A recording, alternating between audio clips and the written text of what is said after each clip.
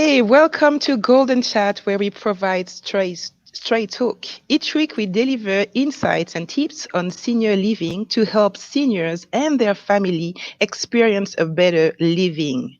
And as well, we help investors to connect with senior housing. So I'm your host, Stella, with your co host, Pedro. Morning. And we have a guest on our show today, which is Teresa. Teresa, hey, how are you? Welcome. Hello, I'm good. How are you? I'm good. I'm good. So we invited Teresa today because we work on some project in the past, and I've seen what she does, and I heard what she said as well, and I really appreciate it, and I think she's a great person as well. So Teresa, can you tell our listeners who you are and what you have done so far in the senior housing industry? Okay, I have a consulting business called West Central Solutions, and I help the person looking for senior housing, an adult daughter or resident, or I help an investor. And basically, I've been in the industry since 2009. I have a background in being an administrator. I also have a nursing background. And what I love to do more than anything is brainstorm where we're headed because senior housing is changing so quickly. I think it's hard for our people who are actually serving the industry to keep up, and also those who are looking in the industry to move their family in because it's constantly changing. And just with what we're experiencing right now in the Yes. nation, we know it's changing very rapidly. Yes, thank you very much. So you right on, and the topic for today that is going to appear on the screen is the future of senior housing. So basically, we're just going to exchange our point of views about what is the future, what we think is going to be the future of senior housing, and we're going to start with you, Teresa. What do you think? Where do you think we're heading with senior housing? Uh, Crazy places. This is the first time I think we've ever seen in the US and it varies state to state where resident rights have always been the top priority. But now keeping everyone safe is changing some of the dynamics in senior housing that we have never dealt with. I mean, right now in Florida, there's been no visitors for 60 days. That's extended for another 60 days. So we're talking a long time with no visitors. For a couple years, I've been kind of hoping that it would become a Medicare benefit so that everybody has the option. So for me, I think we're moving more in that direction with this COVID. What do you think, Pedro? What's your view on that? Well, I would have always. I'm not sure what the Medicare piece means, so maybe you can elaborate on that. But do you think that with the future of senior housing and individuals that are living alone, so everyone is isolating in place currently, but there are some seniors that's been their life, isolation. So how do you see that changing then in the aspects of, seniors who've been by themselves, and now this transition, now not only the fact that they by themselves, but now they have no means to just basic supplies, items such as those, and their support system is probably minimized. What are you thinking? Teresa, are you with us? I am, but I couldn't hear Pedro. Oh, wow, I'm sorry. Can you hear me? Can you hear me? I can't hear him. Oh, Oh, okay. Got okay. So the question was, where do you think? So the first thing he wanted you to explain, what did you mean by the Medicare piece that you just mentioned, and as well, and talking about isolation, where do you think that in that situation, this is going to look better in the future for those who already are isolated, even without COVID? Okay, so on the isolation, I do want to say this. I think it's hurting the industry because those who are wanting to move into assisted living who are independent and wanting to take the benefits and don't need a tremendous amount of care will delay on making the move, which is already something we've been dealing with in the industry. Is they're not moving in as soon as they should be, which is better for them because their quality of life, the sooner that they move in and get all this support from our staff and have a sense of community, I believe they have a higher quality of life and they're able to maintain a lot of independence and dignity. The Medicare benefit, what I'm thinking is I'm hoping a little bit of is going to help cover some of the not being able to afford senior housing, not having the disposable. I mean, right now we have a benefit for skilled nursing. There should be a portion, especially if we're ever going to experience the silver tsunami we've been talking about for 5 years. There has to be some coverage for us beyond Medicaid so that people can age in place. Yes. Yes. Did you hear that, Pedro? I did. I can hear her. Okay. I can hear. Okay. I can't hear him. Oh, wow. We need I to can't fix hear that. him. I'm sorry. We need to fix that. Maybe the people on the back can help us with that. And Okay. okay, yeah. So now, about the so we addressing the concern about the seniors and their isolation. Now, about the facilities, what do you think could change within the facilities and the way we provide care inside of the facilities for the seniors to address what we're living today?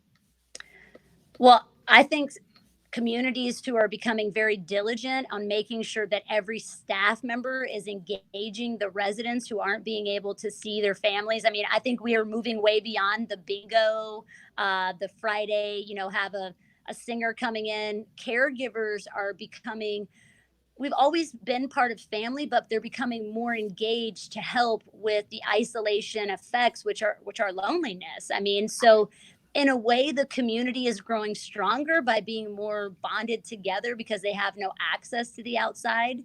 But it's still sad because if you're an adult daughter and you want to see your mom, Sure. you can't. I mean, So, do you think that's where technology is going to play a major part in our senior communities, having more of those smart ways to do what we're doing right now, to be able to see your family live, and to incorporate more of that technology piece, so that it's part of the system, having those screens, even yes. for like a doctor's appointment.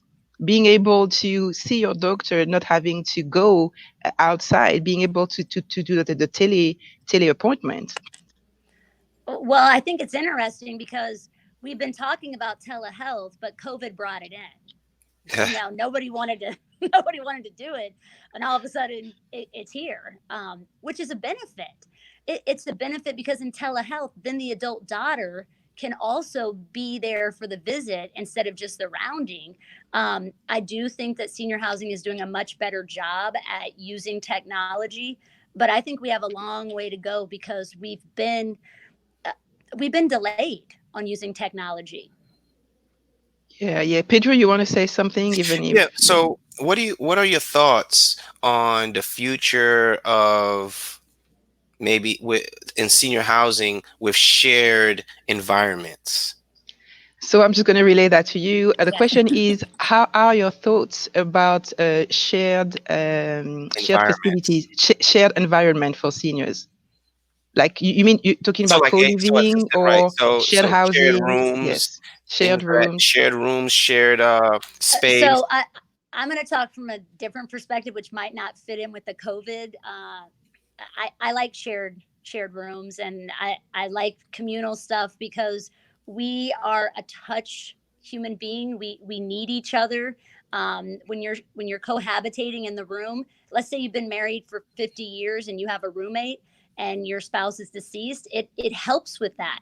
It delays some of the loneliness. So I'm a fan of it, and I'm not really concerned with the spreading of disease because our caregivers before COVID, and this is one thing I hope I can say this and no one get upset, but our caregivers and our senior housing, we're already doing a phenomenal job on infection True. control.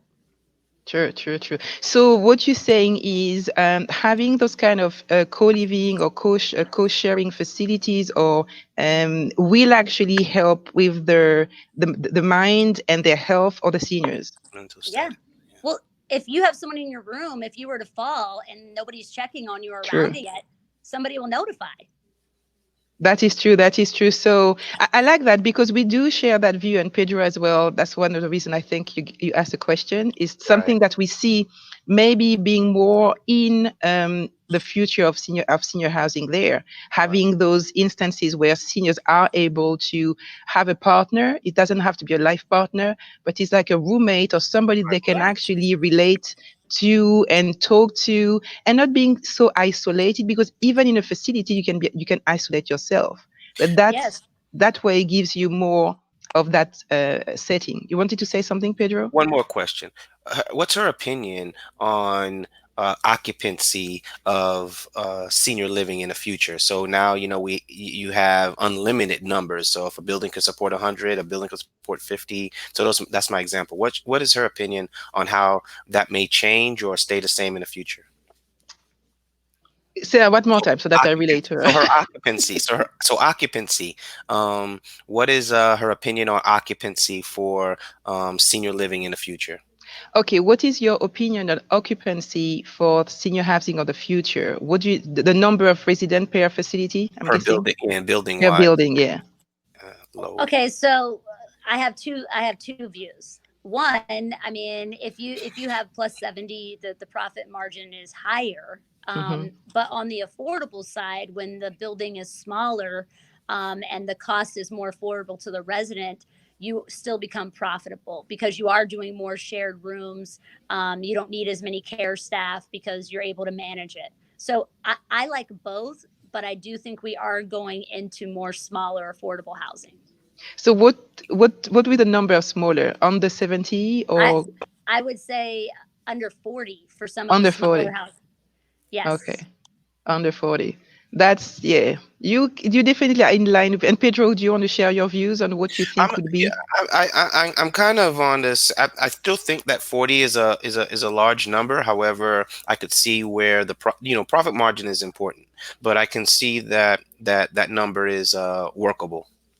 Yeah, definitely. So for today, this is where we're gonna end our podcast. Thank you very much, Teresa. We love your point of view, and we definitely align with you. We had those conversation with Pedro, and I'm like, and I'm hearing you. I'm like, and we haven't talked before, so I'm hearing the same things, and I'm like, oh, this is beautiful. I'm looking forward to the future and seeing more of those facilities being created for and people with a passion like you and Pedro and myself taking forward and leading with that vision and helping other seniors to have a better experience and helping as well investors to actually come and participate to those facilities to the creation of those facilities.